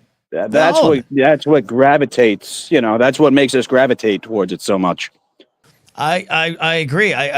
We're celebrating four wonderful franchises and IPs and stories here. That's what we got. And I hate to use those technical terms, franchises, IPs, everything. It's what they are, what they're identified as. But these are myths. All four myths for our modern days, and that's what makes them so great. Absolutely. Sean, if I land at JFK and get a ride into the city, what bar are you taking me to first? We're going to McSorley's first, man. Love this. Have The I been to oldest bar in the city. Oldest bar in the city. I got to do that. Sean, we're going to do that, okay? That's on my list now. It is living history when you walk in, man. You got 170 some odd years of New York City and America just poking right at you. Absolutely love it. Sean, thanks for calling in tonight. Thanks for being there. Thank you for your very generous super chats earlier tonight. Yeah, it's always a pleasure, brother. Thanks again. All right, Sean calling in. We got one call left here. Are you ready, producer Steve? Brady is calling in. We're going to get his takes on some of this stuff, but they're going to find out what alcohol he puts in that coffee. I want to hear this. I'm ready for this. We got to see how does Brady get down party wise. Brady, how do you party, buddy? Hello. Alcohol in coffee? What? Yeah, a little Irish coffee. Yeah, come on. yeah. Come on. But that's but then you're counteracting like the benefits of the alcohol with the coffee. You wake up hungover, you're tired, so the caffeine wakes you up, but the Jameson or the Baileys or whatever it is you put in the coffee kind of takes the edge off. It kind of, honestly, what does it does? It gets you a little drunk so that you don't feel hungover. So then you can kind of try to get through your morning, get yourself a bacon, egg, and cheese down, and then go from there. Yeah. Steve's done this. Oh, I've never thought of that. Steve he's lived this life. But then you're not having your coffee like in the morning. Correct. Brady, we sacrificed the coffee in the morning from the crazy shit we did the night before. You can't have both as you get older. It's just how it is. I love this, Brady. I'm not casting you as someone who doesn't go out and have a good time, because I've seen you go out and have a good time. I've witnessed you at events having a good time. But what is the wildest partying you've ever done? Damn, not to.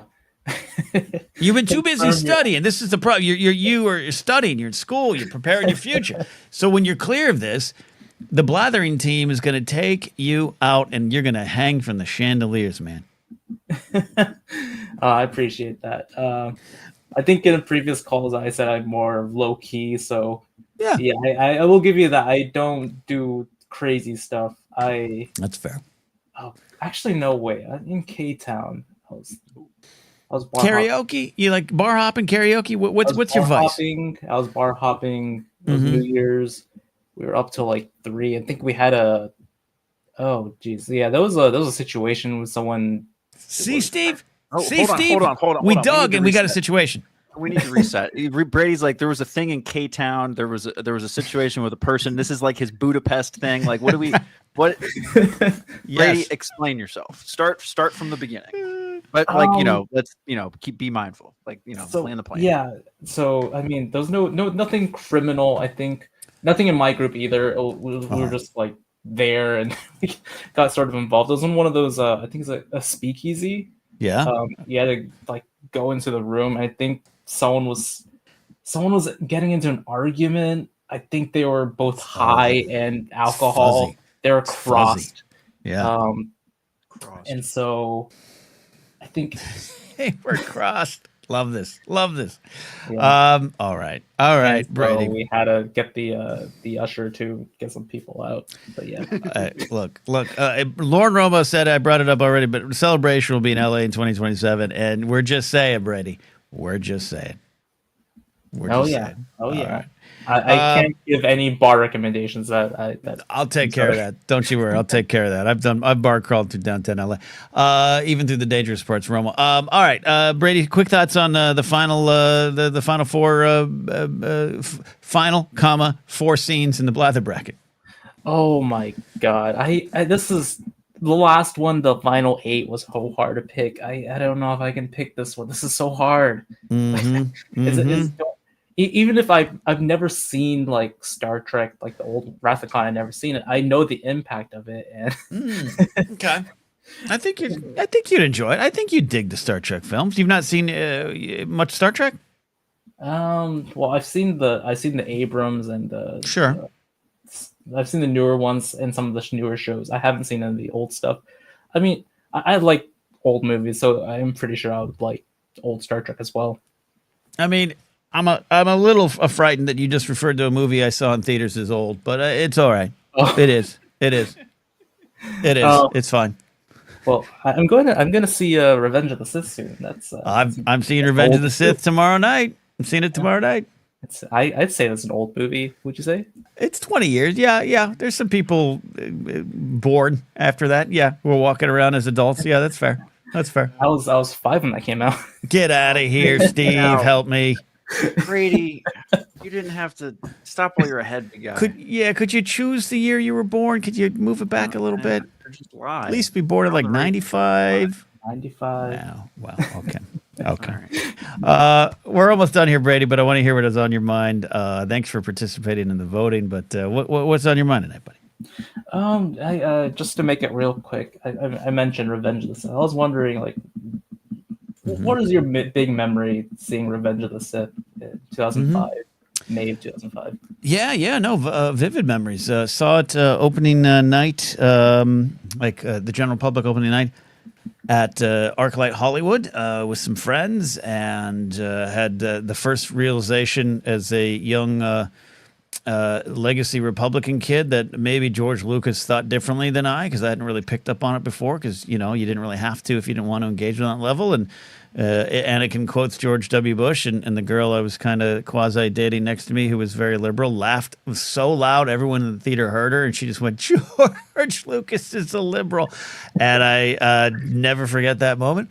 But then I saw it later in the week with my really good friend Joel. We saw it at the Cinerama Dome at the ArcLight Hollywood, the historic Cineramic Dome. And I've told the story in Force Center before, but during the Palpatine Mace Anakin fight, and when Palpatine gets scarred and electrocuted and Mace is killed, these two 9-year-old kids behind me, who are now 29, scary, were screaming their fucking heads off. They were so scared. They were crying, and their moms were with them. It was like they took the kids out of school to go see it a matinee, and these kids were scarred maybe for life. I'll never forget. And they were right behind us. Just, no! So I remember that. Yeah, I'm glad I actually didn't see it in theaters, because in episode 4, I was scared of like the first scene, like when I think Vader showed up. I think because the good guys are losing, and I was scared. I was like 4 years old and I saw that. Can't imagine seeing Revenge of the Sith, cutting edge effects. Oh my god. Yeah, it was. It was great. And I had a lot of fun.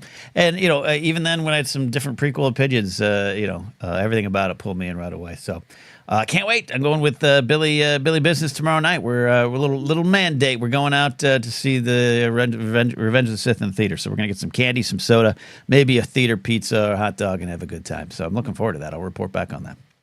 Oh yeah. Also, one more question. That. You mentioned like a general release. Like, what do you mean by that? Oh, I'm just saying, I saw the opening night, the general release night, like Friday night. I didn't press screening, nothing, no world premiere, no sneak peek. I was there on like whatever the first night, not a midnight showing. It was like a Friday night down. The rest of us common folk, Brady, not with all the fancy. Fancy the common folk, which I am. I'm common again. I had a couple years in the sun, Steve. All right, 2016 through 2018, 19. I had a couple years dancing in the VIP sun, but no more.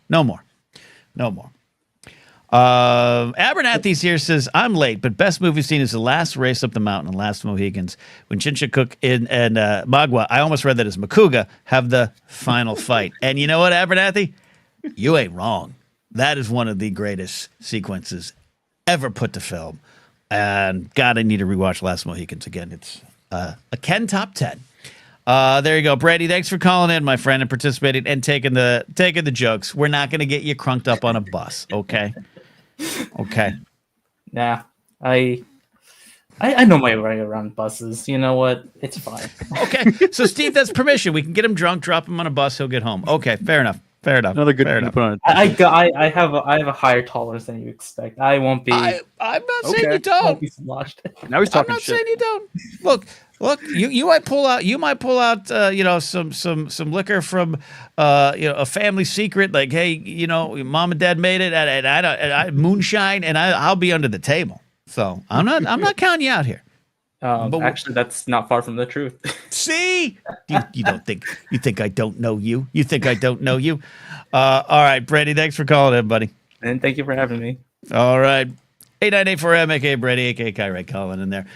Steve, we did it. We got through it. Thank you for being here, buddy. Co-pilot on a night where my brain is in a lot of different spots at once, but I appreciate you. You did great.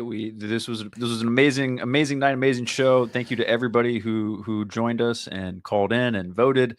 I can see the votes still coming in, so I'm gonna put the link there in the chat again, so you guys can check it out for those who are just checking out the show, and then if you're watching later, we'll have it in the comments. Yeah, absolutely. And then we will unveil the results Monday, this coming Monday. Probably have a show Saturday. I think we'll be normal for at least another week or two. And I will update folks. I had a really good job interview at a media company yesterday, so hopefully get that. If I do get it, it might delay the start times of the Blathering, but it won't take it away. So I'll keep you updated on that. But Monday, Steve, we'll announce the results. Results on Monday. Let's do it, everybody. That's it. We'll see you soon. As we like to say, bye.